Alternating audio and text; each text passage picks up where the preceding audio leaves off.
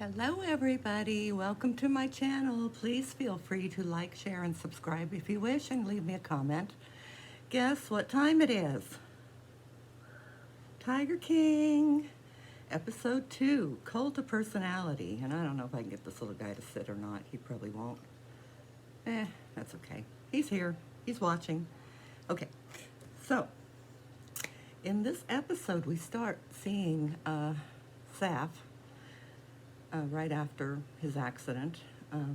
He's the one that reached in the tiger cage and got his arm ripped off, like right about here, there.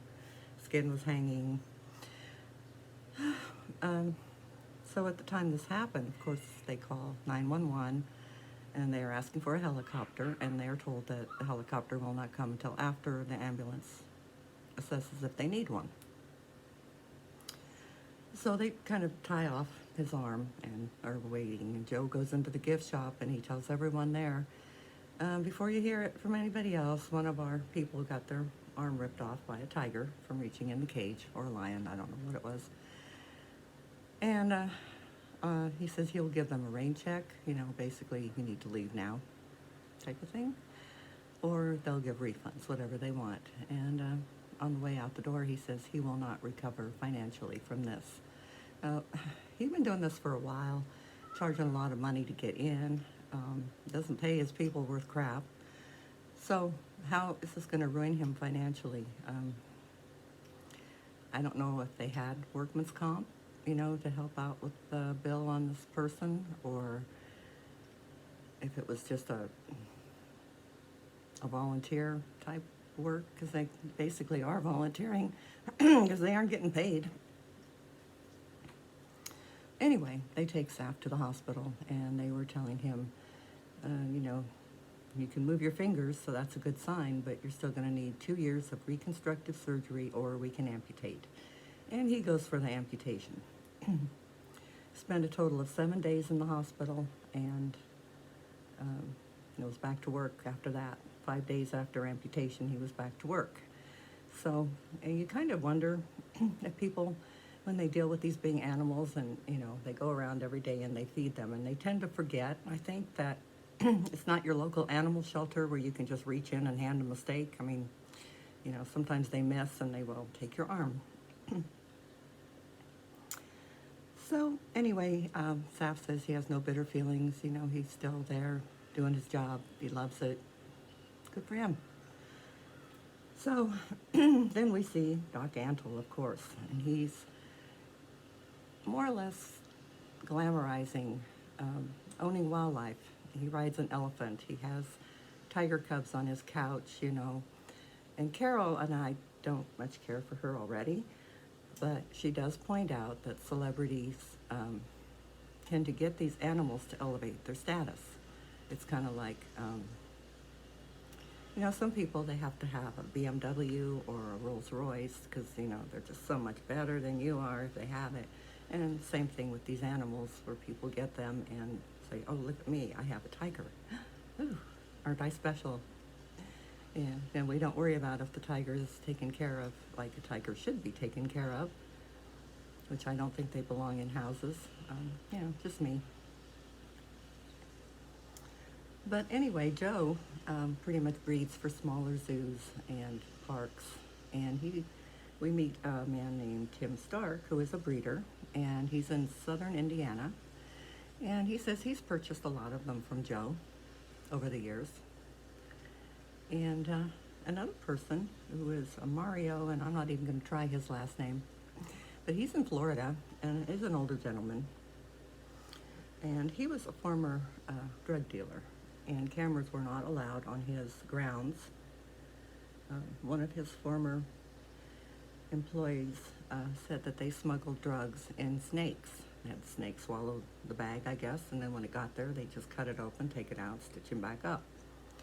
Now, some snakes, I suppose, lived and some died, and the way this guy says, they didn't really care if a snake lived or died. It served its purpose. And he was sentenced to 100 years, but got out on appeal in 12. And this was for the drug smuggling and also killing a DEA informant. So, 12 years for that.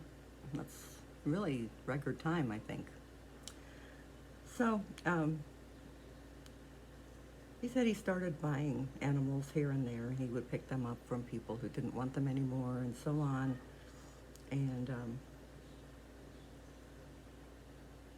started his little park. Okay. And he also bought some from Doc Antle. Okay. So then we meet Barbara, who worked for Joe or for Doc rather, from 1999 to 2007. She is now in Ames, Iowa, and she worked as a yoga animal trainer. And she was pretty young, I think, when she went there. Her dad took her there. And she says that Doc Antle's name, Bhagavan, means Lord. And what he's running basically is a cult. Okay. He says it's Shangri-La there. And Barb says that they slept in roach-infested horse trailers. And in order to be promoted and get special accommodations, you sleep with the boss. And so he kind of has 2 or 3, 4, what he calls wives. So, I'm not sure if he's wanting to be like the crocodile hunter, or if he's trying to be like Cody on Sister Wives. So we're not sure yet what his motive is. Anyway, Joe says Doc is his mentor. And Joe sets his camp totally differently.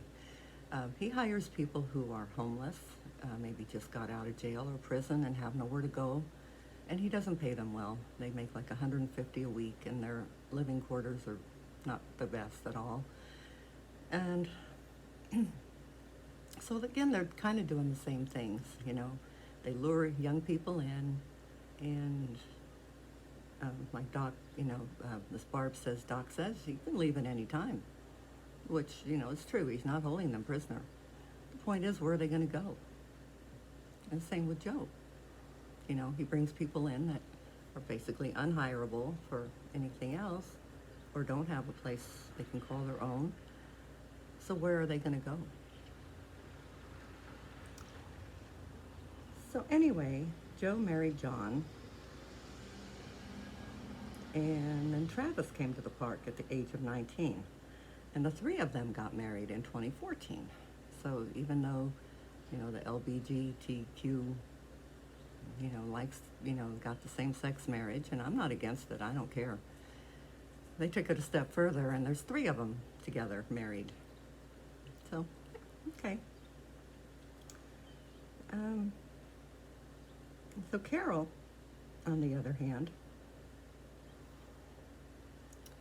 does things differently. She does not bring people to live on the grounds. Instead, she recruits volunteers. So she doesn't pay them anything, but they come. They have their own home, somewhere.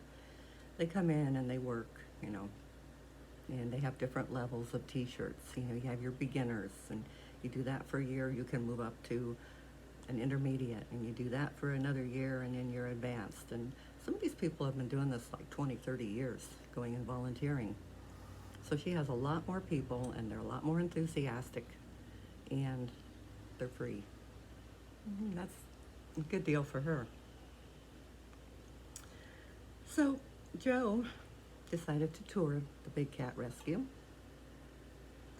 He said the cages were full of weeds, and the water, they had to like stick their head in a hole when the bowl was on the outside, probably for safety for the volunteers. And he didn't see very many cats. So they got a helicopter and they flew over Carol's site looking for cats, and she says one of them had a seizure because of the noise, which is possible, but if she says she has 100 and they see 12, where are the rest, But anyway, back to Doc. When he takes someone in, he has these women change their names.